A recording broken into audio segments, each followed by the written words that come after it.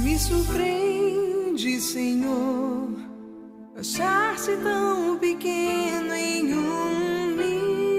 humilde pão,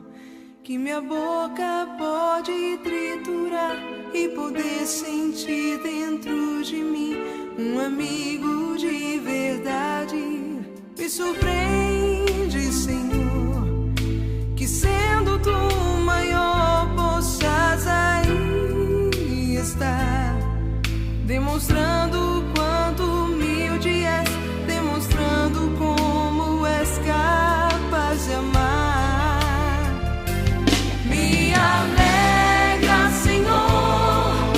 saber que sou chamado à tua celebração, sentar-me à tua mesa e de coração selar contigo o pacto